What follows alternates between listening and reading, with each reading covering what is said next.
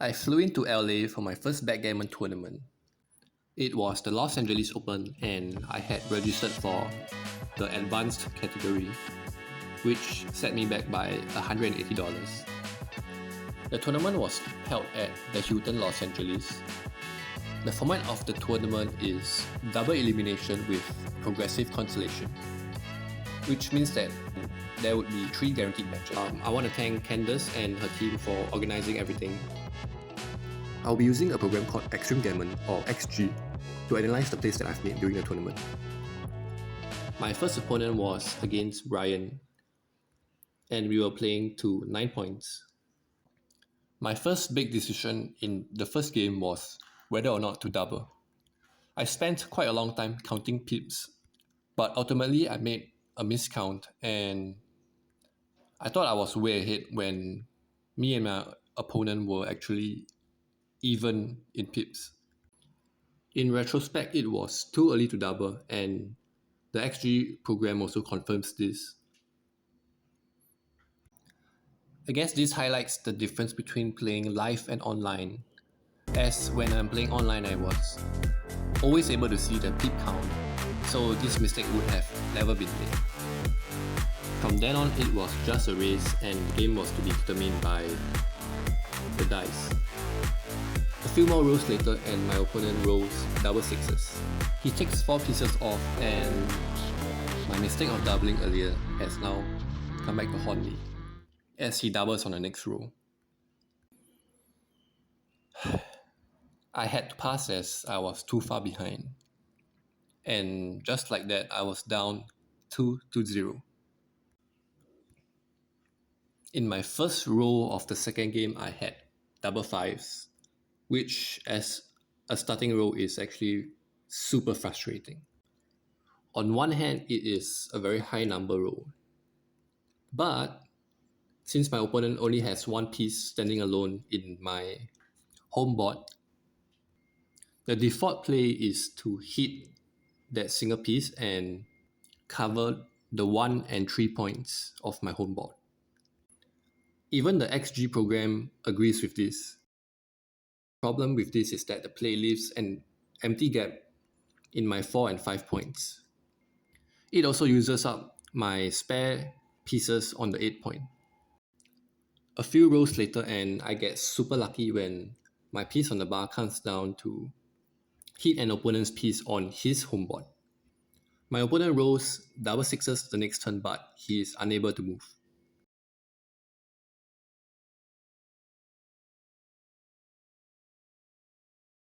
Now I am praying for 6 to put my opponent's second piece on the bar.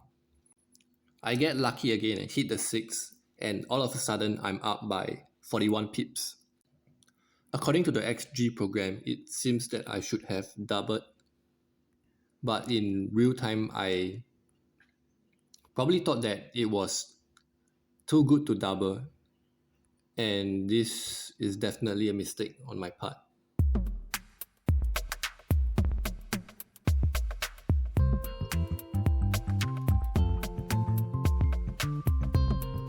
A few rows later and I catch another 2 of my opponent's pieces. Now he has developed a back game and it is no longer profitable for me to double, as there's a high chance of me getting gammon.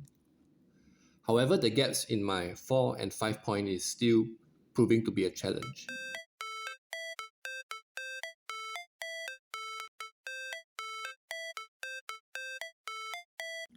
A while later and I catch a huge break when I roll double fives, as both of my back pieces manage to escape.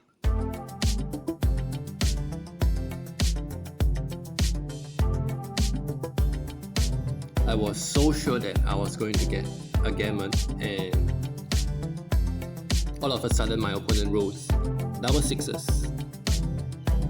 That one hurt, but it's okay since I still managed to win 1 point.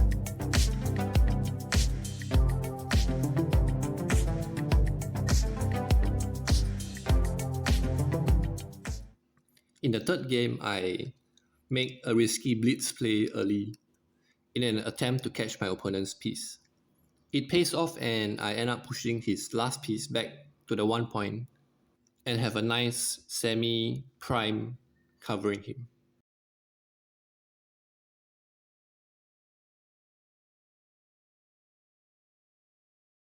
In an attempt to further trap the last piece on the 1 point, I left my piece on the 13 point exposed. My opponent was able to capture it on the next turn, and the game has suddenly swung in his favor. As a result, I get doubled on the next row and decided to take it.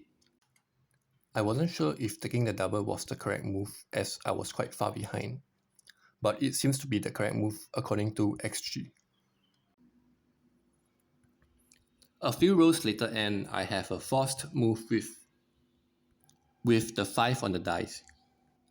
I cannot afford to play safely as I am too far behind in pips, so I decided to attack his open piece on the 3 point and leaving myself vulnerable in the process. I'm praying that my opponent doesn't roll a 3, but he ends up doing it anyway and my open piece on my home board gets caught.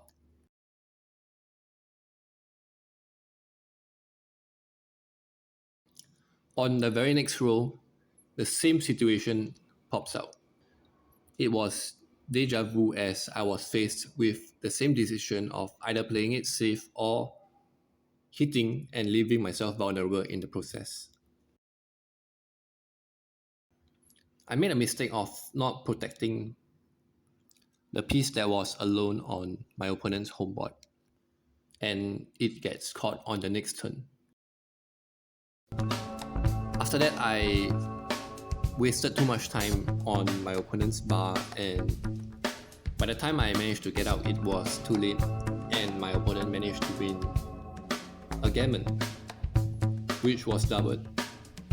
So it was worth a total of 4 points, and I now trail 6-1.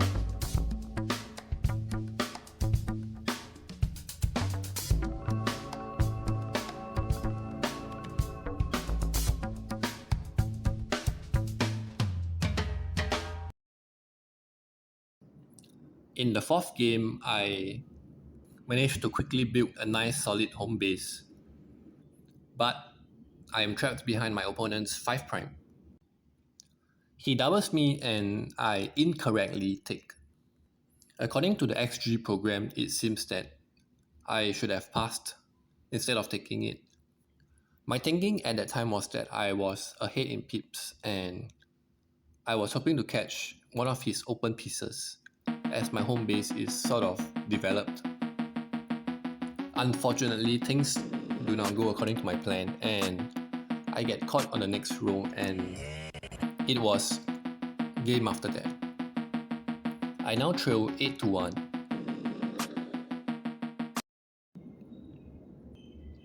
In the fifth game, my opponent does a great job building a nice home base made of primes and trapping 2 of my pieces in the process. And that was it.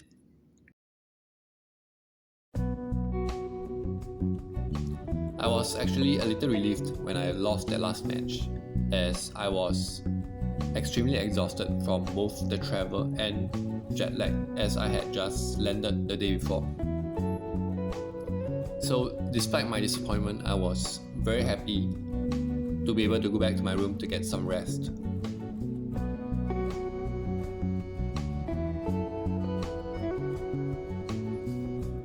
Obviously, I'm a little disappointed, but I'm still happy to see that my level of play is considered intermediate, even though I got a performance rating of 16.8. Looking at the performance rating, I think it's very clear that my opponent played a much better game than me. I will upload my second and subsequent matches over the next few weeks, and thanks for watching.